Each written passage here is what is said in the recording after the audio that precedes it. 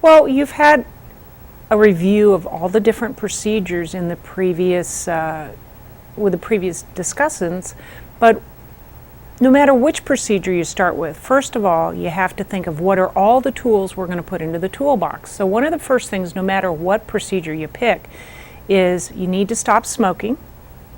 You've already heard about the risk of smoking compared to obesity. And when you stop, stop forever. Don't say I'm going to quit smoking for about 6 weeks before surgery and then I can do it again, because you really are doing lots of a big step to really improve your overall health. And stopping smoking is as important as any other important health moves you're going to make.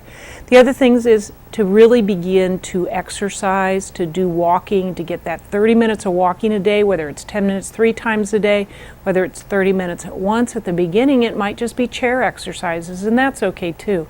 But exercise, again, is part of the tools that we put in to get the best result from whatever procedure you pick.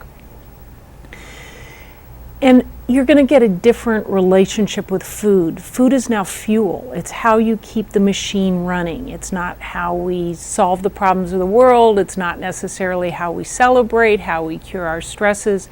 It is just like, it's almost as exciting as putting gas in the car. You got to do it because that's what keeps the machine running, but it's not why you live anymore. So when we've talked about the different procedures, talked about gastric bypass, talk about gastric sleeves, and we've talked about the bands still. So one of the first decisions you want to make is what's your starting point? What's your BMI to begin with? We've seen data bands really don't get us great results if your BMI is over 50. So if your BMI is over 50, I'd probably think hard about one of the other 2 procedures. The bypass has been around the longest, unquestionably, but the sleeve is the newer kid on the block, has really begun to accumulate some pretty impressive data in terms of the actual amount of weight loss that can be achieved. They're really not too far apart. When we look at the potential risks, it's a little safer to get a sleeve than a bypass. In terms of the early post-op complications that we can see in terms of leaks or pulmonary embolisms or even the risk of dying, sleeve is a little safer. So when I start looking at bypass, it's really where am I going to get a big advantage? And the big advantages of bypass come in patients who have type 2 diabetes or people who have really bad heartburn or reflux. As we look at the procedures and how can you complete them through the smaller incisions laparoscopically, with a bypass we can go up to about a BMI of 60. With a sleeve, because we don't have to do anything to the small intestine, you can go almost up to a BMI of 70.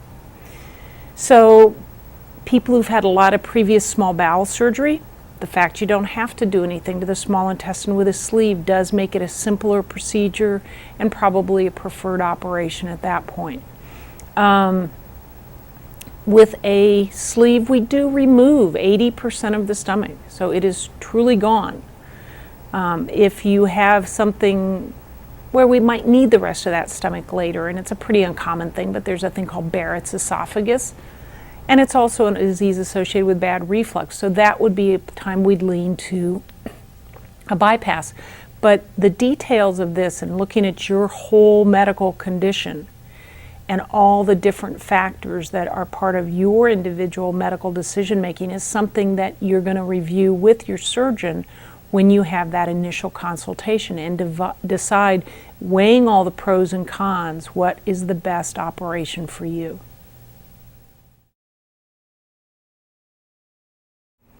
So how do you pick a surgeon? Well, first you have to pick a program. And one of the things you want to look at in a bariatric program is that it doesn't just involve surgeons and surgery. It involves dietitians and nurses and a mixture of people who can help you treat the disease and use the tool to the best ability from a variety of different directions. But when you look at how a surgeon gets picked for an operation, it's usually your family doctor or your internist who's picking that based on the surgical disease. And the way they pick that is based on availability, affability, and ability. Is the surgeon available? Is the surgeon nice? That's what affable is. Can they talk to you? And do they have an ability? And I'm willing to bet you care the most about ability first. And it's one of the strengths of the program here is you never are in a position where you have to pick between ability and affability. You can always have an extraordinarily competent surgeon who will also talk to you, who's sort of a normal person who can carry on a conversation. So in terms of ability, we all trained in real places. Medical school here in Ohio, and Dr. Paget joined us from Kentucky. We've all done residencies and are now board certified in general surgery. We all have a great experience or fellowship training in minimally invasive and bariatric surgery. The program is a Center of Excellence program, has been for almost a decade now, but will continue to be. And we all do all the procedures and through all approaches. Whether the procedure is done open or laparoscopically is based on your anatomy and decisions for you. Which procedure you will discuss with your surgeon, and really in terms of then availability, there's always a surgeon available in terms of any emergency procedures or urgent considerations. If your outpatient care it's more convenient for you to have it done at the East Office, then you might want to see Dr. Miller. He's there every week. Dr. Price is out at the East Office twice a month. Dr. Paget and I are here at the West Office.